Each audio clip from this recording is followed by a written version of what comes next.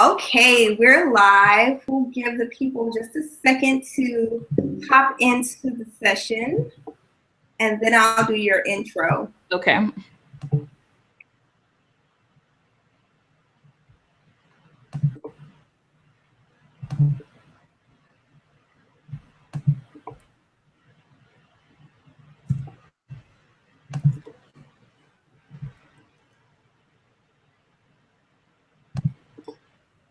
All right.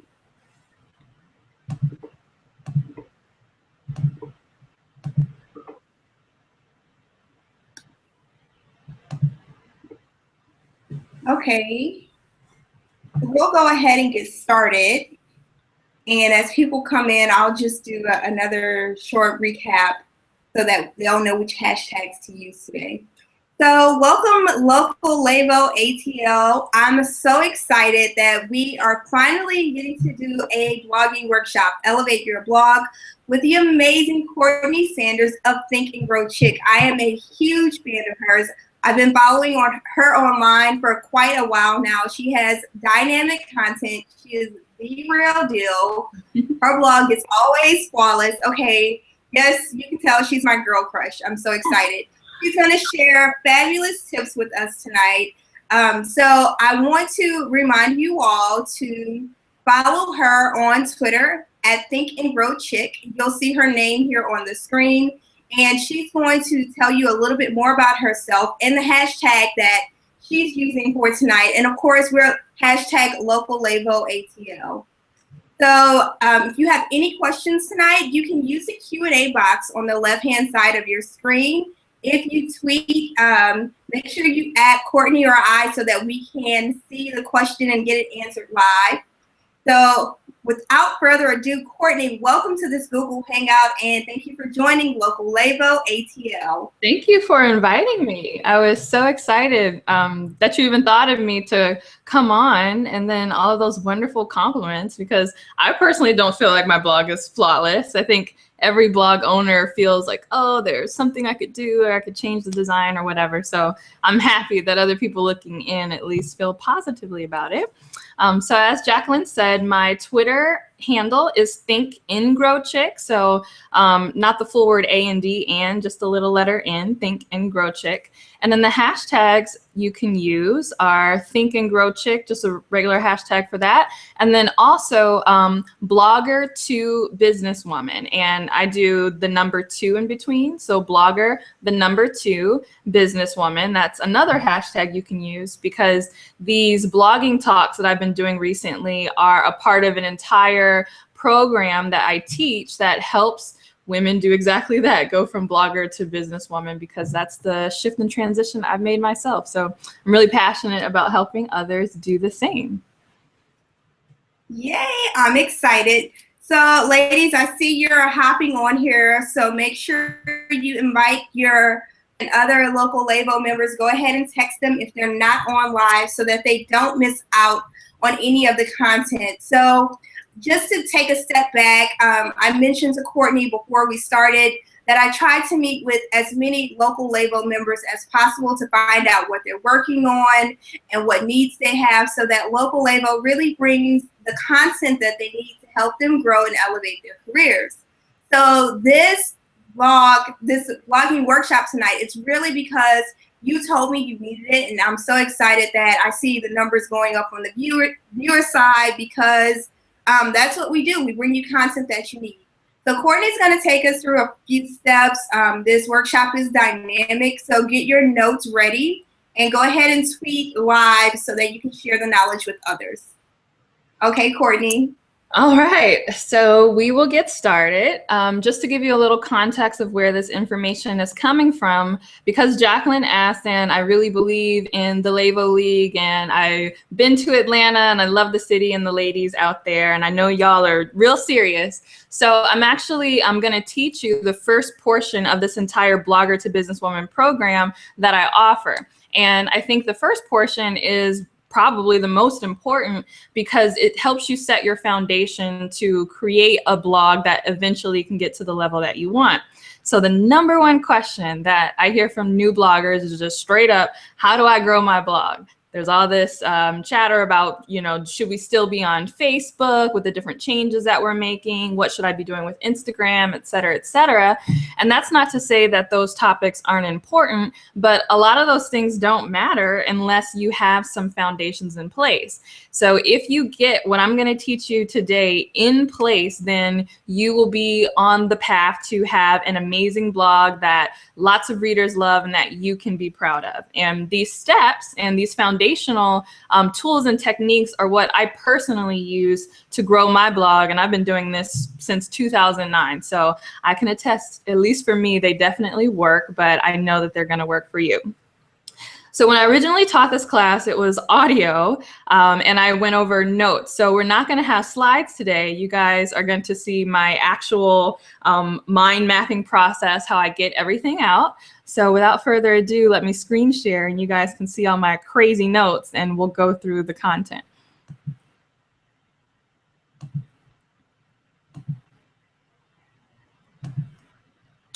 Okay. So here we go. All right, so the notes don't look too bad, but don't worry, they expand. But first, I just wanted to give you a little bit of my story and how I got started with my blog. So I came up with my blog because I was at a really low point in my life. I'm not sure if you've ever heard of my brand Think and Grow Chick, or if you've ever read any of my crazy stories, but in college, I got into a lot of trouble when I decided that I was going to chase entrepreneurship, which generally is a good thing, but I did it very immaturely and decided to stop going to class. And as such, I ended up losing my scholarship and got the bright idea that I would take out a lot of credit cards to try to build up my credit so that I could get some student loans. So in the midst of doing that, I was just really depressed with all this money that I was owing. And then at one point I had to temporarily withdraw from school, and I just felt like everything was crashing down around me. But fortunately, someone had pity on me, and they invited me to a conference that was featuring female students from all over the country that were interested in entrepreneurship. And at this particular conference, because they really wanted the female students that were in attendance to have a great experience, they paid to have a life coach work with us to talk about goal setting and just how you need to improve your life, which was perfect for me at the time because that's what I was going through. I really needed to improve my life. And she kept raving about this book called Think and Grow Rich that she said changed her life. For those of you who aren't familiar, Think and Grow Rich is a book that was written after the Great Depression, so sometime in the 1930s, by a man named Napoleon Hill, who is commissioned by either Rockefeller or Andrew Carnegie or one of the big titans of industry, you know, back in that time. And he was commissioned to write this book because after the Great Depression, these wealthy men wanted to know, was there something that the successful people in America had in common that those who were struggling did not have? And if this man, Napoleon Hill, could document this in a book, then they could publish it and present it to the masses and hopefully help everyone start achieving in their life. So I read the book and I loved the content. And in the second chapter of the book, Napoleon Hill actually outlines an entire process that he says you need to go through if you want to, quote unquote, think and grow rich. Now, as I was reading that chapter, you know, who doesn't want to be rich? That sounds like a great thing. But I had so many other things going on in my life that I was like, hey, can I think and grow back into school? Can I think and grow these credit card bills down? Can I think and grow into other things? And so as I was looking at this process that he writes about in the book, I realized that I could apply this goal setting process to every area of my life, not just becoming wealthy or getting out of credit card debt or whatever. So this was back in 2009, right when blogging was starting to come on the scene and be a little popular. So I had the bright idea that I would become the quote unquote think and grow chick, and I would create a blog from it. So my first blog was actually thinkandgrowchick.blogspot.com. And it's still up today, so you can go check it out and see where I started. And my whole goal was just to allow people to hold me accountable, really. I didn't think that I was going to get a lot of readers or anything, but I just knew that if I had a handful of readers, that they would hold me accountable to my goals. So little did I know that it was going to grow and really turn into a community of ambitious women who are all striving to accomplish different goals together. And I love that. So it really took off in the beginning because I had a lot of, I did a lot of creative content work that we'll talk about in just a second, and people were really vibing with what I was doing.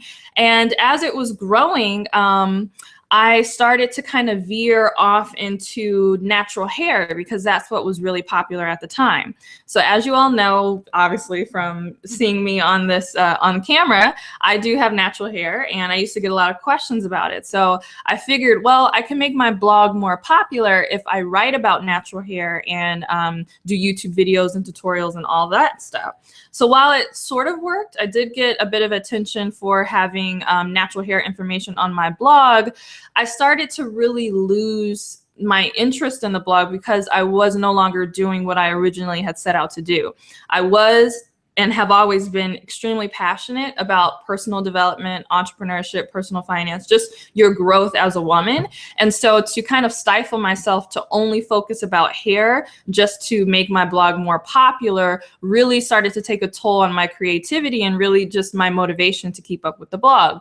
So for a few years, I took some time off. Also at that time, I was re-enrolled in school. I was doing really well, and I was just focusing on graduating with a great GPA so that I could, not be a failure when I graduated from college.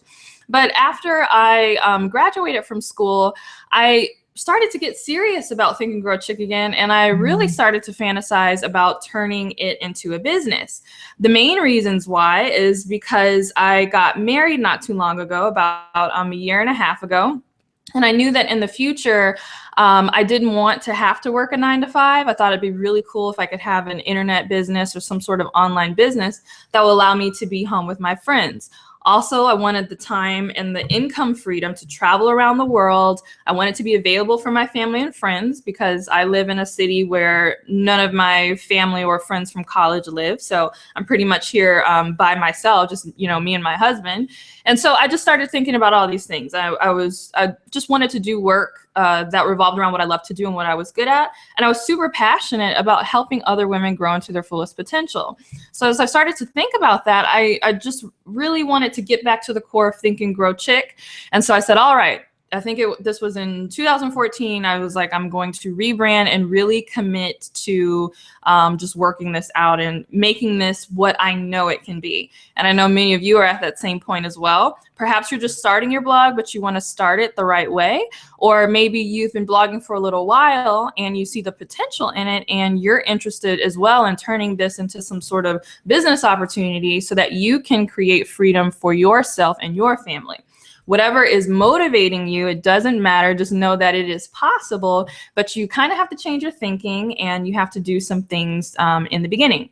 So I started researching and experimenting like crazy. I also, for the first time ever, started investing in different programs and courses that taught me a little bit about how to blog more effectively, how to structure my content, how to do some things with design. And I ended up learning so much about blogging and branding my business online that Think and Grow Chick really turned into this big, not big, but a new organization, a new community of women. And it just, it really helped me strengthen my brand. So I'm really happy that I went through that whole process because I made a lot of mistakes in the beginning. And perhaps you've made some of those same mistakes. You've, veered off into talking about things that you're not truly passionate about in an effort to be popular. It doesn't matter.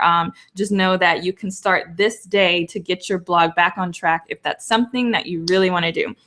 So speaking of making mistakes, now I want to go into the different, what I call newbie mistakes that a lot of people make. And just so we know, these notes, they get really big. I'm not going to expect you to read everything that I've written. They're more so just to help me jog my memory. But it just goes to show you that there is a lot that goes into growing your blog and turning it into something that you can really enjoy and really be proud of. So the main mistakes that a lot of new bloggers make, and some intermediate bloggers make as well, is that they start a blog and they obsess over blog design and blog logos. So I can't tell you how many times I've heard someone say, well, I really want to get into blogging and I really want to launch it, but I can't launch it yet because I don't have this $1,000 design, or I'm still looking for a designer to make my blog look super spiffy, or I'm looking for a logo, et cetera, et cetera. And let me just be the first one to tell you. And again, if you don't believe me, you can look at my original blog at thinkandgrowchick.blogspot.com. It does not take all that in order to get started. There are more important things that you need to invest in your foundation before you start really trying to level up with your design and your logos. So really what you need to be focusing on this time is your content. And perhaps you've heard that term, content is king. And that's true, but content is king not in the way that you might be used to thinking about it. So we'll talk about that in a minute. But I just had to put that out there because if I had $1 for every time someone said that they were starting a blog and they've been starting a blog for a year or 2 years, and the number one thing that they say is holding them back is that, you know, they can't find a designer or they can't find the best logo.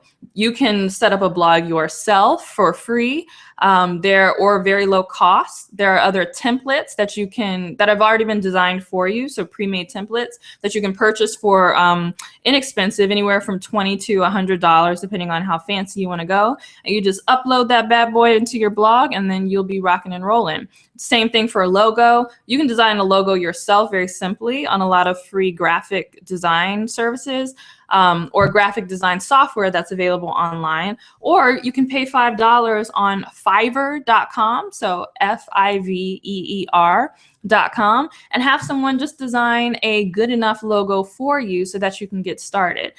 Because there are a lot of beautiful, beautiful blogs out there that don't have many readers because they have not taken the time to invest in their content, because content is essentially what is going to attract readers to you. So let's get into the content. All right. So as I already said, you've probably heard of content is king, but you might not be familiar with what I mean when I say content is king. So a lot of people think content is king means that they need to wear themselves out posting a million times a week. So me, for my blog, I post on average only 1 to 2 times per week, and that works just fine because, again, I focus on really structuring and targeting my content, and we'll talk about that in a second. But in the beginning, and even a few years into it, I felt the pressure to always be on the hook for creating new blog posts. So I thought in order to be successful and to have a popular blog, then I needed to blog Monday, Tuesday, Wednesday, Thursday, Friday, or at least 4 days a week. And I just always felt under the gun to try to push something out there. So if that's you, go ahead and rest easy. Yes, content is king, but it doesn't mean that content has to be out 24/7. It's much better that you focus on quality versus quantity. So let's get into quality versus quantity, and let's pause our thoughts on this for a second and just go into compelling content. So the first thing I ask someone when they say they want to start a blog or they've already started a blog but they're experiencing some difficulty in growing it and getting traffic is, I go, well, you know, what are you writing about and what is your end game? So we'll talk about what you're writing about in a second, but it's really important that you think about, when I say end game, what's the ultimate result that you want from your blog? So I love the Stephen Covey quote, if you've ever heard of the book, The 7 Habits of Highly Effective People. He always says, begin with the end in mind, and that goes for blogging as well. So what's the point of writing your blog in the first place? And hey, let's not make this a rhetorical question. If you want to kind of, you know, go through this workshop with me and answer some of the questions by maybe posting them in the Q&A section, feel free to do that. Once I get off screen share and I can see what you're posting, we can go into that a little bit. But really think about that seriously. What's the whole point of your blog? Why are you writing it in the first place? Are you just very passionate about a specific issue and you just wanted to get some content about it online? Or are you trying to develop a presence for yourself online because you want to have a personal brand? And perhaps you're not sure what you're going to do with that personal brand yet, but you definitely want a personal brand, available. So as you continue to make moves in your career, you can have a body of work online that you can point other people to. That's definitely a great reason to blog. Or maybe if you're like me, or at least how I was at the beginning of this year, you were either initially starting it this way, or you are pivoting into blogging for business reasons. And by when I say business reasons, I mean maybe you're hoping to earn an income from it one day. And if that is your goal, then you're going to have to be strategic about the kinds of content you create and the different ways you blog. So that's why I say it's really important to know from the beginning, because what your ultimate goal is going to determine the types of blog posts that you need to create, the types of readers that you need to go after, and really the kind of traffic that you need to be looking for. So a lot of people think in order to make any sort of money from their blog online that they have to have a gazillion followers, eyeballs, so that they can get those sponsorships and those advertisers.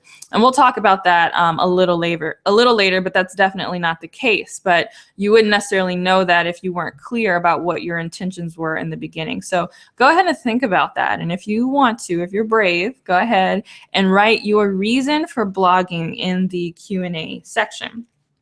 Another thing that's important to mention is if you are blogging at all for any sort of audience, so meaning you want other people to read it, it's important that you realize that we are out of what I call the live journal era, meaning blogs no longer really serve as your online diary or your place to kind of just put out your thoughts. Now, if that's something that you want to do, hey, that's fine, more power to you, but just recognize that then having a large amount of readers shouldn't necessarily be your goal. It should just be maybe just a cathartic, creative outlet for yourself, and you just keep it public just in case someone wants to read it, but it's really for you.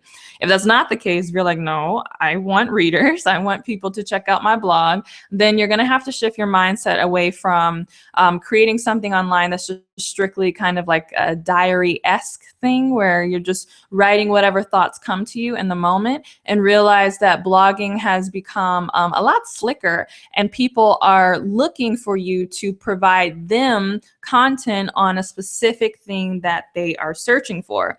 And that brings me into my next point, which is really worth mentioning. I first kind of have to get on people in the beginning when they start blogging, and hey, I went through this as well. A lot of people come into blogging with a sense of entitlement. And what I mean by that is, they want to write about whatever it is that they want to write about, and they want to get a bajillion readers based on just what they write. And it sounds harsh, but the truth is, remember, no one owes you readership. It must be earned. So if you are serious about earning a significant readership for whatever reason, so again, we go back to your intention when you first started the blog. If you're doing this because you want to develop a personal brand, you eventually want to convert this into a business, whatever your reason is for wanting a significant following of readers, remember that those people wake up in the morning and they don't owe you a visit to your blog. You have to attract them and entice them with good content that ultimately meets their needs and benefits them. And so I'll, in just a second, we'll talk about how you can make sure that you're creating content that benefits other people, but you really want to keep that in mind. And so this webinar is a perfect example. Now, I know Jacqueline is doing this because there is a need with the Atlanta Levo League. Many of you who are a part of the group were asking for this information, and she decided that it would be good in order to create some content to help you, right? She didn't just start out and say, well, I've always wanted to do a webinar and I really enjoy Courtney's blog, so we're just going to get on here and just talk about just whatever comes to my mind, and then I'm just going to promote it and then hope that people show up. No. We know that you are here for a particular reason. You're looking to grow your blog or learn how to brand your blog better, and that's totally fine. And it goes the same way for anything that you do online, and really, especially in business, if you want to do that. But when it comes to your blog, never forget that you have to be offering value to others first, and you have to be offering that value in a compelling way. So also never forget that essentially people are they're giving you their attention. So even if you're not selling anything, you're like, oh, well, I'm not making money from my blog right now, or that's not my immediate goal. Well, you are selling something in the sense that you're selling your content for their attention. And so if you're going to sell your content for their attention, or you want to give up your content in exchange for something of value that they have, which is their attention, just like you wouldn't give away dollars for no reason or just throw them out the window, you wouldn't do that with your money. You need to recognize that people don't do that with their attention either, especially because as the internet gets bigger and we move forward with all these different social media platforms and apps and different things that are easily distracting to someone, it gets harder and harder to get someone's attention. So that's why I say this entire workshop where we're talking about blogging foundations and getting your content together is so important, because your content is your first line of defense in terms of getting your reader to focus on what it is that you're blogging about in the midst of all the different activity that is going on around them. So, I get it. Your blog might be your baby. You got big dreams for it, and that's okay. But the sooner you get out of the mindset of always thinking about what you want for your blog. So, I want to talk about this and I want to do exclusively, things that are just 100% for me. If you can get out of that mindset and you can say, well, you know what, this is what I'm interested in. So I'm definitely only going to write about topics that I'm interested in, of course. However, I know that the people that I seek to reach within this topic, they're particularly interested in this subtopic. So I'm going to make it a point to speak about that on my blog because I know that my readers enjoy it. If you have that kind of give first attitude and give first mentality, then you'll find that it's a lot easier to drive traffic to your blog. A lot of people have difficulty because they're just so focused on just whatever it is that they want to talk about, and they're not giving value first, and they wonder why people aren't reciprocating. So you have to give before you can get. So never forget that. And then as you are writing blog posts and you're promoting it, ask yourself, why would someone give up their valuable attention in exchange for whatever it is that you're providing? So if someone's on Twitter and they're going through their Twitter timeline and they see your tweet about your blog post, that headline that you just wrote, does it convey something that's going to get that person to pause and say, I think this is something that I need to check out? And then they'll click the link and then come over to your blog. Because if not, if you create something and you're not quite sure why anyone else would find it of value, then you're really doing yourself a disservice, because I know you work so hard on your blog and your work and your content deserves to be seen and deserves to be heard. So it sounds counterintuitive, but trust me, do yourself a favor and, for sure, stick with what you want to talk about. So don't make the mistake that I did of running to a topic that you're not really passionate about, but you think it's popular. So you want to write about that in order to get a blog following, because you'll be unmotivated like I was, and then you're kind of shooting yourself in the foot that way. But as you are sticking to whatever it is that you're interested in and what you want to ultimately put out in the world, within that circle or within that little niche, then start focusing on what's really relevant to your readers and what is it that they want to learn from you. Okay, so that's what I mean when I say content is king. So now let's get into the importance of your story. So just to start, one of my biggest pet peeves is when I see new or intermediate bloggers, or really anyone, write in what I call the we voice. So they do this we thing where on their about page, it's, we at whatever blog.com are really passionate about whatever. I know it can feel like you want to write in the quote unquote we voice. So you want to make it seem like it's more than just you. Maybe you're a little self-conscious about that, or you feel that people won't respect whatever it is that you're writing or take you seriously if you just are transparent that it's only you running it. But actually the opposite happens, because remember, with blogs, they're all about connection and connecting to someone's story.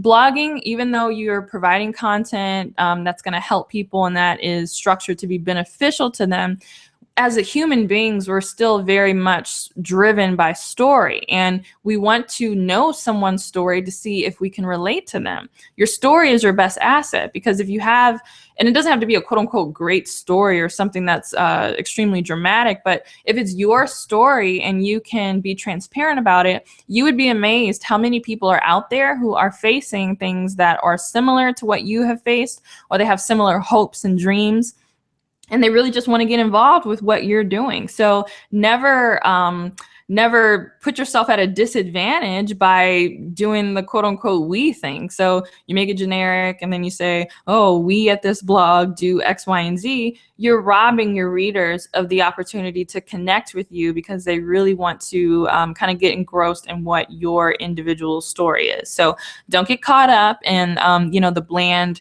corporate speak.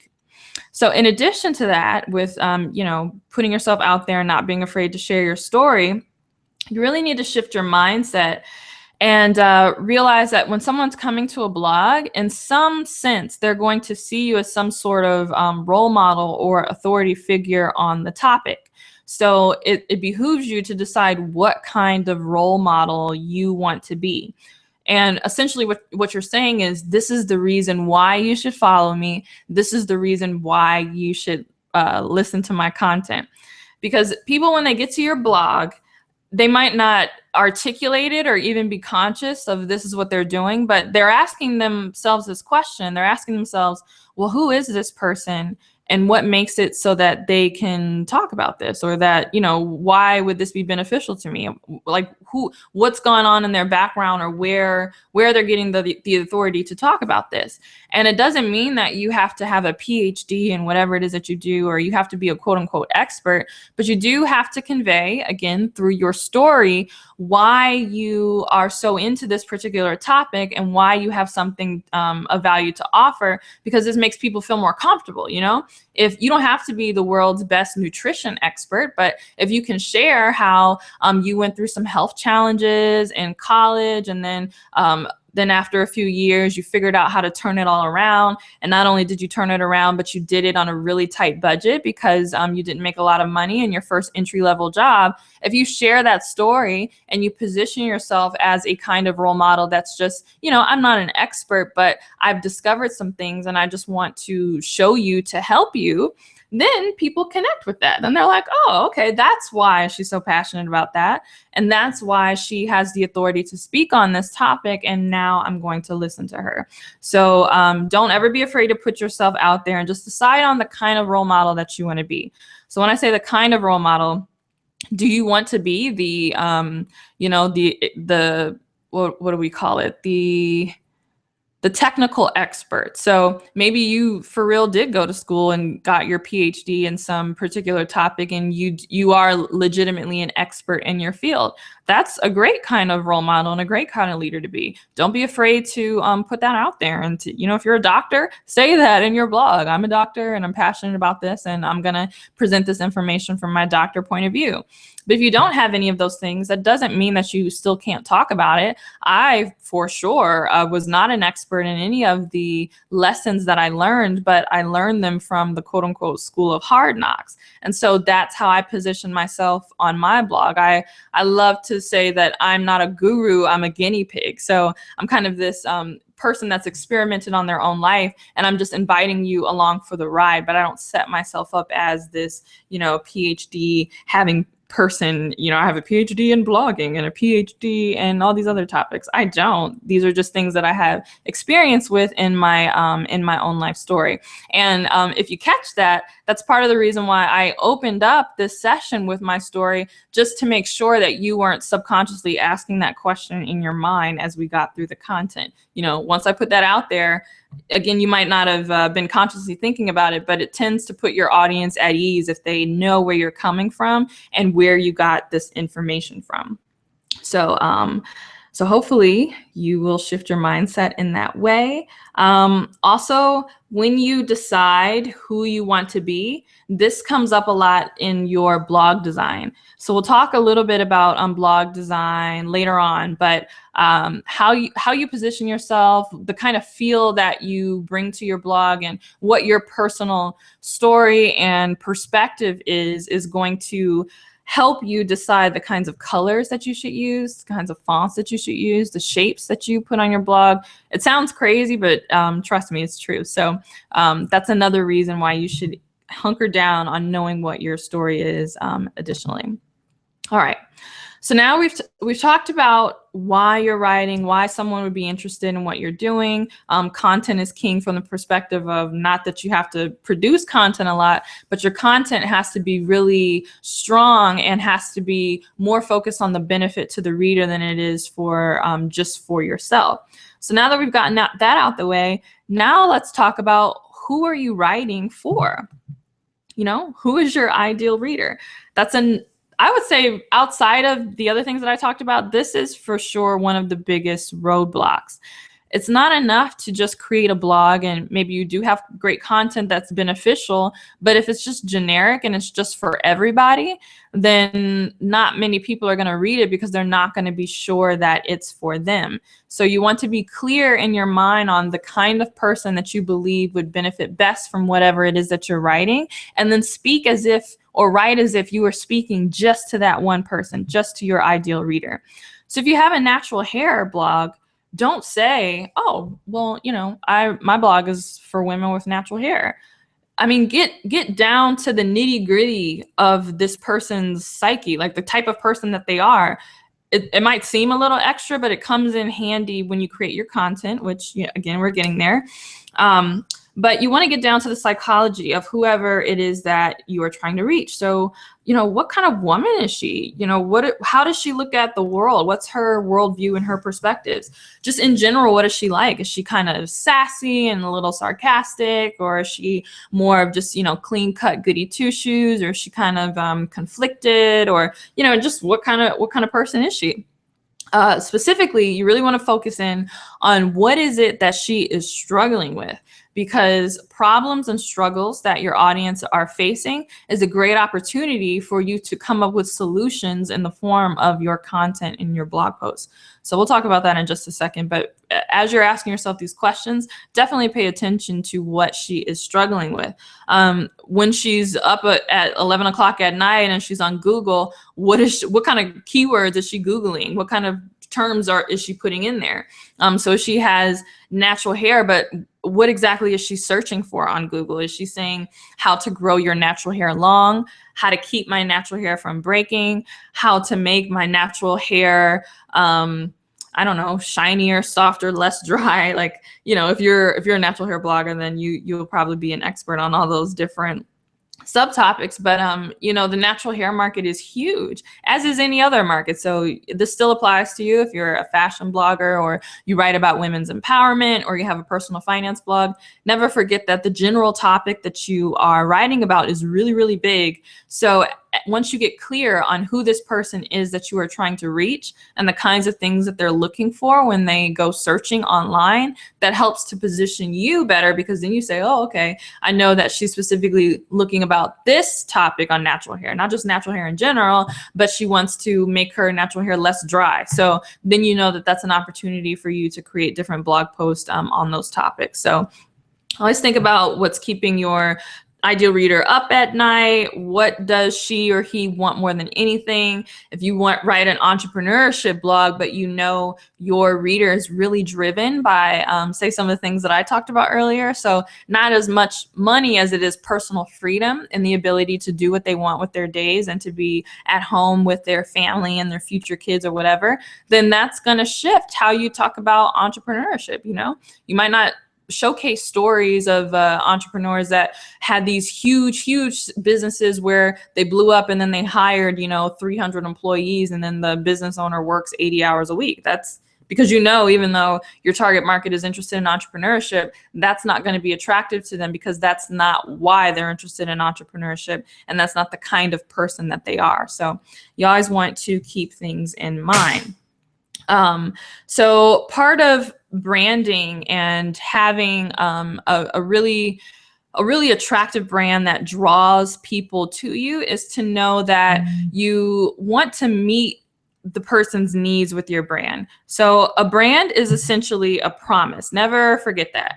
So when you go to Target and you're looking at different toothpaste, you know, you're on your Target run and you're like, okay, I gotta pick up like Q-tips and toothpaste and all these different things. And you look at the different brand names in the aisle, you might see Arm & Hammer, you know, Crest toothpaste, whatever. Generally, unless you're a person that's, you know, you're just going for whatever is the cheapest there. But even if you pick up the cheapest one, you're still looking at those brand names, and without even realizing it, they speak something to you, right? So Crest has kind of positioned themselves as, oh, healthy toothpaste, and this is what dentists approve. So if that's something that's really important to you, then you would be more likely to pick Crest, because that brand is a promise that you are going to get those attributes with the product. And it's the same thing with your blog. Over time, if you get really good at producing content that speaks specifically to the things that your target market is interested in learning, then your brand, so whatever your URL is, or your blog name, or even just you as a person, when people see your stuff come through their timeline on Twitter, or they see your post on Facebook, or they see you on Instagram, they'll be that much more likely to check out what you have to offer, because you as a brand and your blog as a brand is essentially promising to them that they are going to get a specific type of benefit from reading your blog. So you definitely want to do that. And also remember that your blog starts with you, but it doesn't stay with you. So I love the example of a hotel. So let's just say that you were going to start your own hotel. And when you would think about how you wanted your hotel to be, did you want it to be really big or a boutique hotel or whatever, you would start with your particular taste and your particular view on the world. So for me, I would probably do something where it would be this really chic, kind of cute, hipster boutique hotel, and it wouldn't have that many rooms, but they'd have really cool like ambient techno music playing. And, you know, I would put all these touches in it because that reflects my personal taste and my personal interest and views. So that's great. Your blog is the same way. It's going to have all these different touches that reflects you as a person.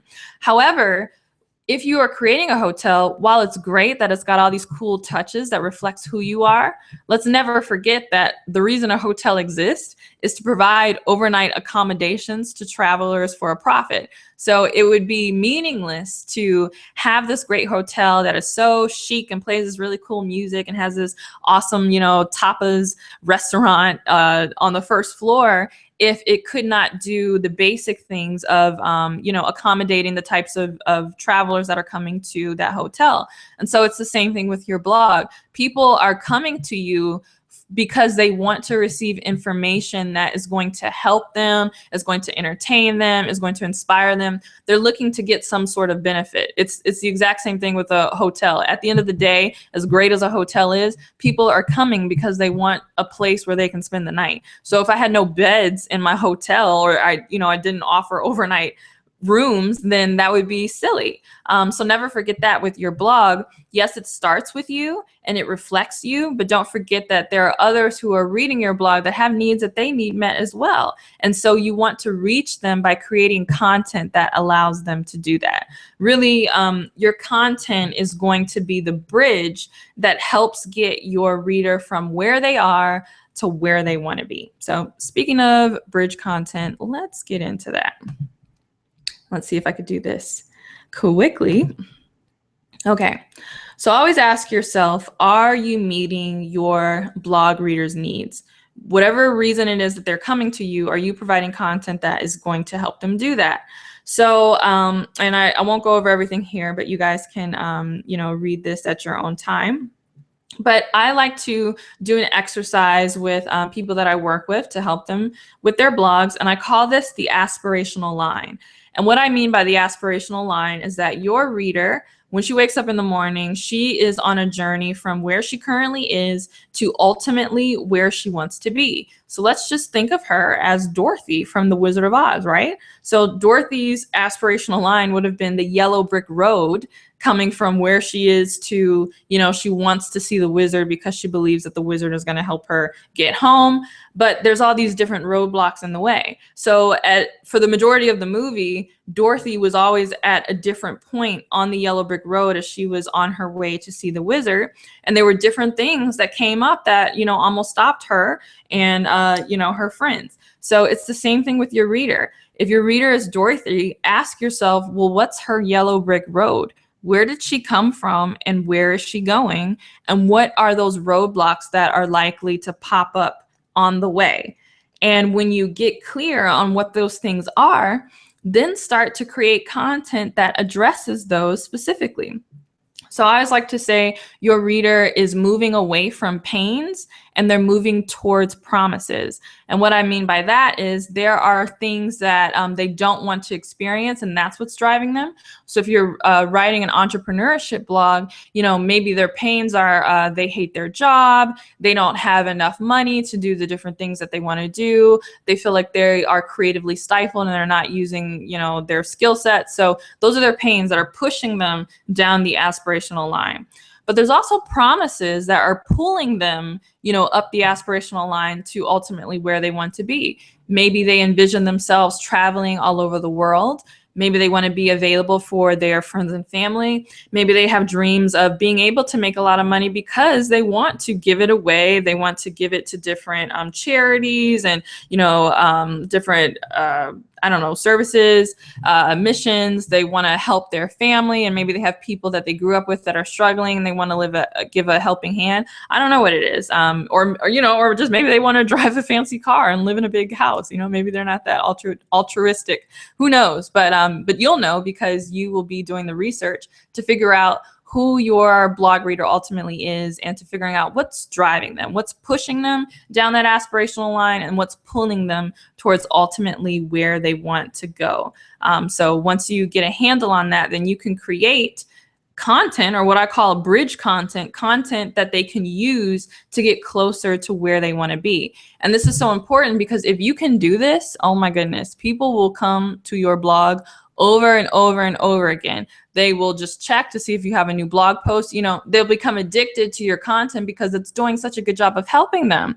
And this is so important because everybody wants to have this, amazingly beautiful blog, and we all want 10,000 followers on Twitter. And we look at all these superficial external things that we think are going to make our blog successful. But you can have just a simply designed blog and not even that many original followers. But if you are committed to creating bridge content that helps your desired target market, so your ideal reader, get from point A to point B, and you are committed to producing that content on a regular basis. Again, it doesn't have to be 5 days a week. It could be 1 day a week or 2 days a week or whatever. But if you're committed to doing that, you will be amazed at how quickly your blog will grow. Like seriously, it'll be word of mouth. People will retweet your stuff. They'll pin it on Pinterest, and a lot of the hard work will be done for you. A lot of the heavy lifting will be done for you, but you have to get this out the way first. All right. So that's what I got to say on content is king. So let's get into your content strategy. So there's different types of blog posts that you can write. Really, the types are endless, but I like to boil them down into 3 buckets. You can write why post, what post, and then how post. And what I mean by that, a why post is you are presenting something to your readers and you're telling them why they should pay attention to it and why it's going to help them, on their aspirational line, on their yellow brick road. A what post is where you are alerting them to something that they previously would not have had any knowledge of, and you're telling them what it is. And again, it's a little bit of why it's important. And then how posts are probably your greatest asset if you're going to show people how to do something that gets them to where they want to go. Now, in addition to the types of posts that you're creating, you can also offer different bonuses or accompanying resources that will make your blog post that much more richer, so that people are even more excited when you post something new. So you can create audio content to go with your blog posts. I've seen a great bump in readers since I've started to do SoundCloud podcasts. And now I just write the post and then I talk it out too. And then I embed the SoundCloud link in the blog post. And people tell me that they really like that because it allows them to listen to what I have to say on a particular topic, as they're driving to work or whatever it is that they're doing, and they don't necessarily have to read. Ditto with videos. Maybe you are really good on camera and then you want to kind of build up your YouTube following. So videos can double as blog posts, or you can make them as little bonuses in your blog post that will really help your readers out. I've found a lot of success with creating different worksheets and freebies. So I make my worksheets in Apple Pages, which is a program for Mac. And the current Pages is actually not that good. So I recommend that you go on Amazon and find the 2009 version of Apple Pages. So it's Apple Pages 09, and then use that to create worksheets. You don't have to have a design background, and it makes the stuff you make look really, really good. And also I use Pixelmator for this. So Pixelmator is another Mac program that is very similar to Photoshop, but it's a lot cheaper, it's a lot easier to use, and then it works a lot faster. So keep that in mind as you're thinking about the types of blog posts you can write, and then different bonuses that you can offer with them.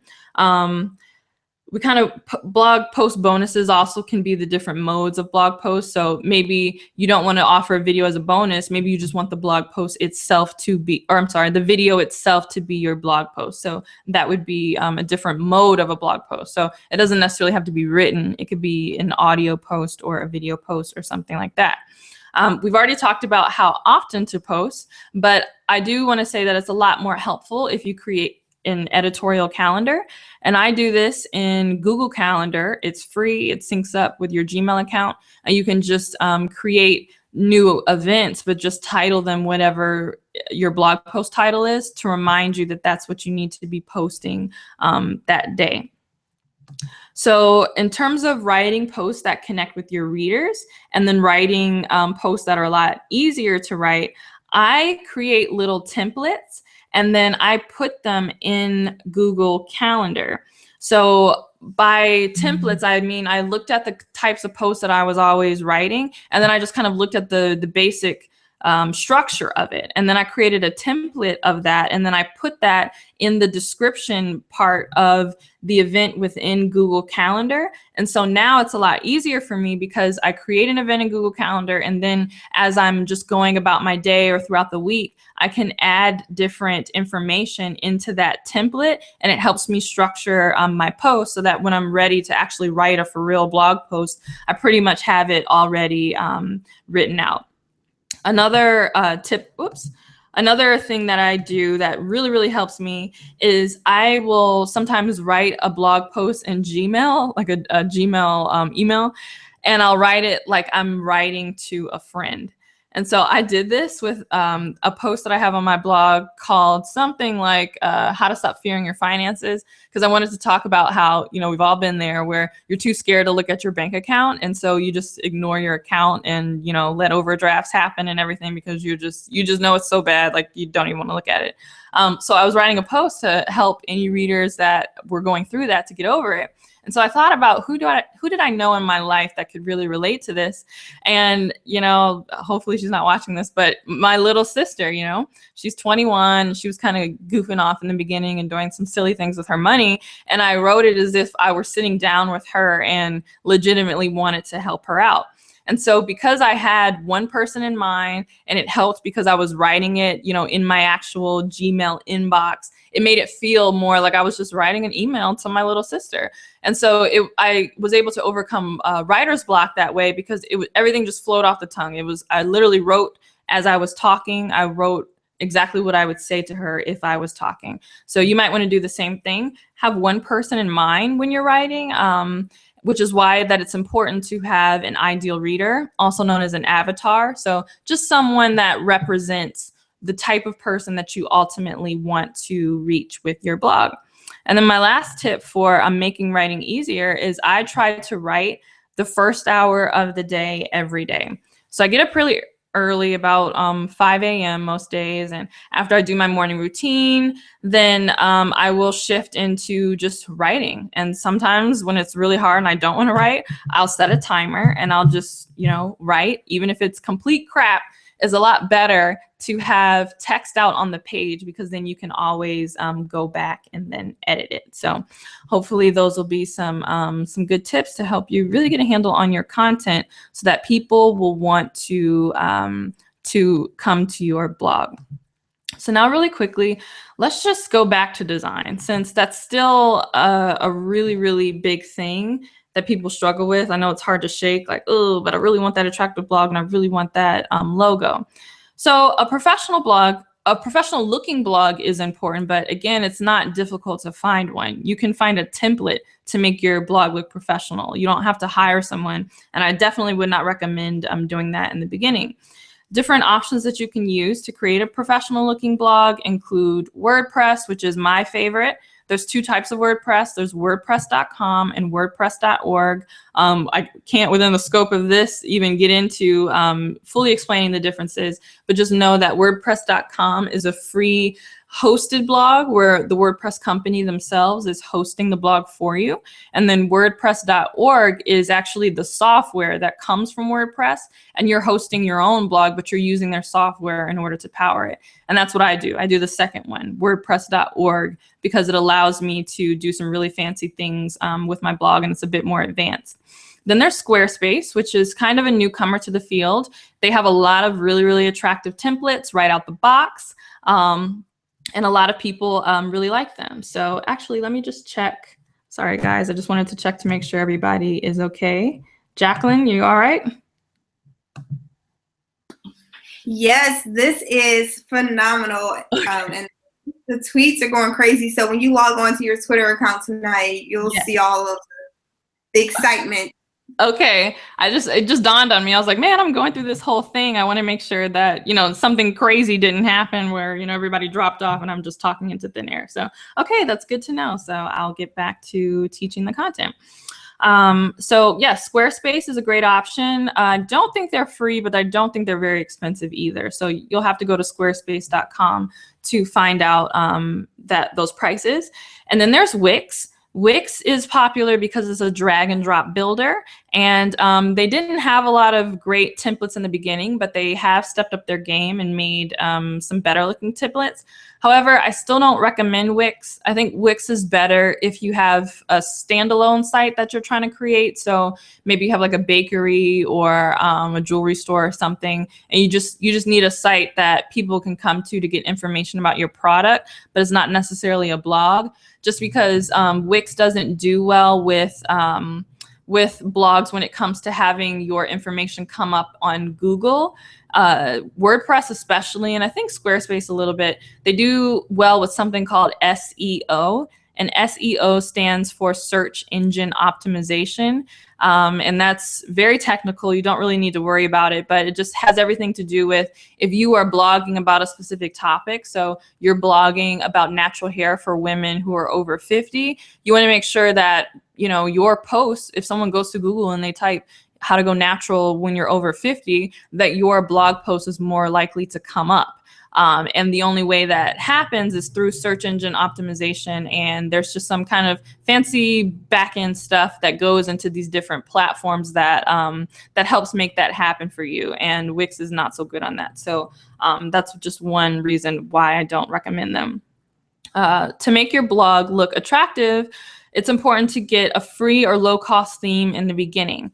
And great places to find themes. The first one is themeforest.net, and it's a marketplace where you can purchase different WordPress themes or whatever platform you're running on. You can find different themes for your particular blog, and they're pretty inexpensive, I think. They, again, range from maybe $15, $20, and then they have some other ones that are more expensive, maybe in the $80 range. But I haven't seen anything that's been over $150, and the $150 theme was for like a really for like a big company that needed a lot of e-commerce stuff going on. So for your average everyday kind of blog, I would say that you could probably find a really great theme for about $40. Ditto at creativemarket.com. Creative Market, I like the themes a little better. I think they're a little more attractive, but there's not as many options on Creative Theme as there are Theme Forests. But both places are great resources to find cool themes for your blog. And then if you've ever wondered about my theme, I actually run Think and Grow Chick on a theme called the Genesis Framework. And it's really cool because Genesis is kind of like the underlining theme, and then you can pick new themes to go on top of it. So I use the example, it's kind of like you choose a phone and then you decide you want to go with your iPhone. And then the iPhone has obviously the iOS system. So if you would have gone with a Samsung, then you would have had to use an Android system, right? But then once you've chosen the phone and then the system that comes with it, then you can pick different apps to go on top of that system to help make your phone that much better. And Genesis theme runs very similarly, but it's pretty easy. It requires just a touch, not a whole lot of coding, but I would say a person who's intermediate online. So if all of that sounds like gobbledygook and you're like, what, Genesis theme? Don't even worry about it. Just go to themeforest.net or Creative Market and find just a really easy template that you can upload to your blog and then make it look good. So if you're really not technical, then go ahead and go on Fiverr. Fiverr is like lately my favorite place in the whole world because you can find people who are willing to do just all kind of stuff for just $5 or sometimes maybe just a little bit more. It's very, very low cost. You can find your own template and buy your own hosting. And then just go on Fiverr and say, hey, I have this template. Here's the details for my hosting. Can you upload this to my blog and make it work? And you pay someone literally $5, and they will do it for you. If you eventually want to create a business out of your blog, so if that's one of your intentions, going back to the beginning, then I still would recommend that you teach yourself WordPress, because WordPress is kind of like the creme de la creme when it comes to not only blogs, but just having lots of things on your website that allows you to sell and to make money. So if you've ever seen blogs where they have different products sold, or even my own blog, if you go to thinkandgrowchick.com, I have my workbook that I sell both digitally and via Amazon. There are different plugins that I have that allow me to kind of like add all of that to my website. And I'm only able to do that because I use WordPress to power my blog. So that's just one example, but I really love WordPress and I would definitely recommend that you learn it if you are so inclined. So different things that you can make your blog look professional. I know we're at 7 o'clock. Well, I'm on Central Time, so we're at 7 o'clock for me and then 8 o'clock for you guys. So I won't take too much time, but pay attention to these things. So your bio photos, make sure that these aren't just snapshots that you did on your iPhone. And if you did do them on your iPhone, then try to use an app to kind of doctor it up and make sure the lighting looks good. You want these to look as professional as you can, because they do add that more professional look to your overall blog and just makes everything look more seamless. You want to do similar things for your blog post photos and graphics and your social media graphics. Particularly if you are trying to brand your blog, you want to make sure that your blog post photos always have similar elements in them. So if you want to see an example of this, in fact, I guess we can just go to my blog and I can show you. Hopefully my internet won't take a long time. Come on, internet.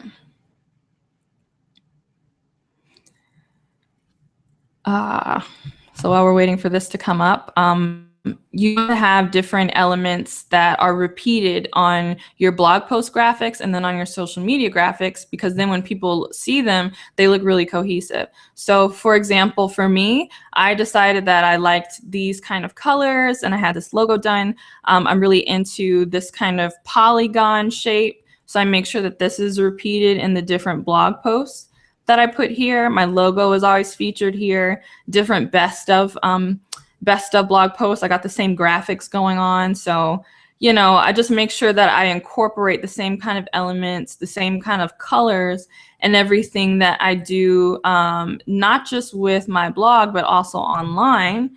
So let's look at, oh, that's my girl, Natasha Cole. But let's look at my page. So that you can see, so some of the graphics that I've created, you know, I still have my logo here. I'm still using that same thing, this same polygon thing going on. So I try my best to repeat the same elements, even in the graphics that I use on social media for Instagram. I just try to make sure all this stuff is repeated because it just makes things look more cohesive. So, you know, everyone's into quote pictures. Well, why don't you change your quote picture so that the background is the same color as the colors that you use in your logo, you know? Just little touches like that really can make all the difference, excuse me, for your blog brand. It just makes everything just look better. So you definitely want to do that. And different ways that you can do this. Again, I talked about Pixelmator. Canva is another one that's completely free. It's canva.com. It's not as, you can't customize it as much as you can with Pixelmator, but if you like don't know how to use design software at all and you're really new and you're not technically inclined, go ahead and use Canva because it allows you to create some really nice looking things without a lot of technical knowledge. Pixlr is kind of like a super stripped down Photoshop on the road. And what I mean by that is I like to use this if I'm on a computer that's not this computer, my Mac here. It works really well because I can still kind of quickly do some different graphic stuff and then get it out there.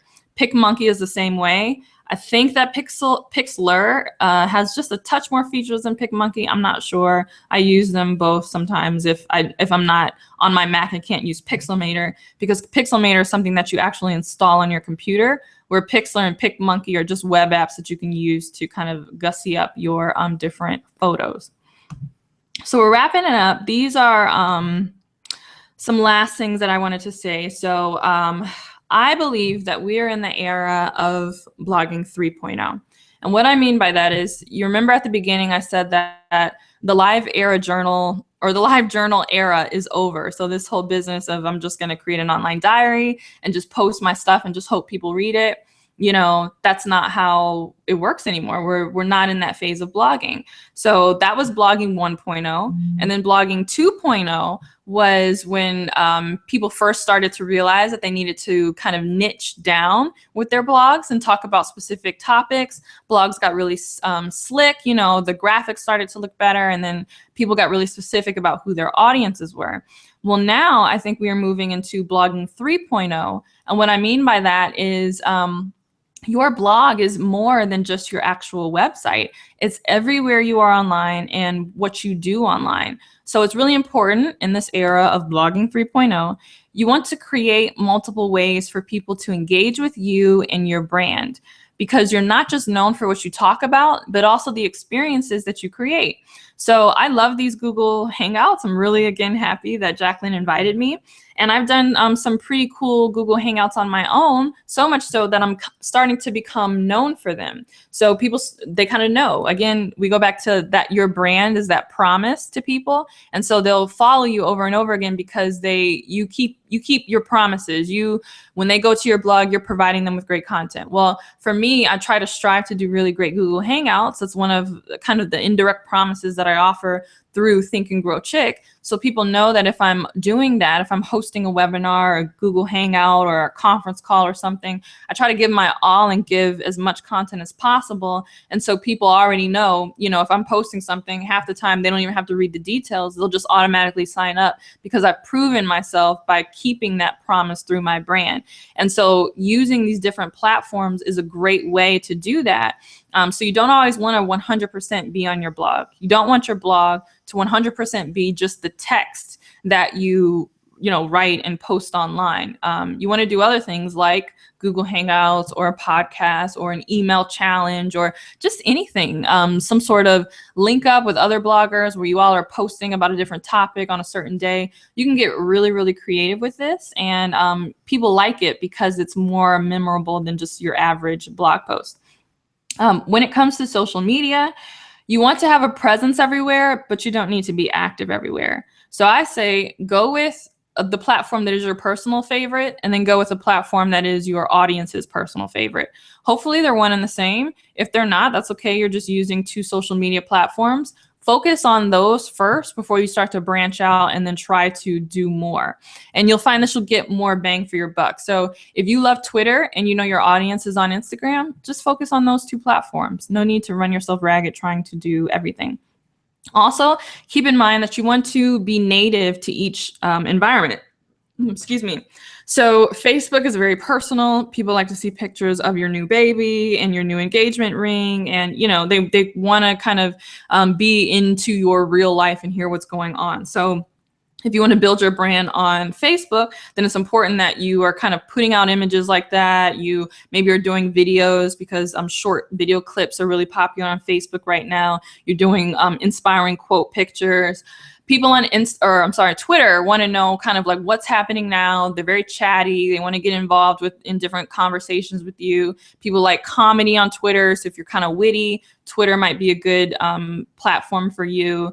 Instagram, people want to live vicariously through your life. So if you're posting inspiring pictures of, you know, how you live, and then maybe really inspiring quote photos and things like that. So just remember that whatever it is that you do, you want to make sure that you are native to that platform. So don't go on Facebook and then only blast out flyers, because people, they don't want to see that. They want to see pictures of their family and friends and, you know, personal status updates. So you know that you want to post less of, you know, things that they don't like, and then more of things that they do like.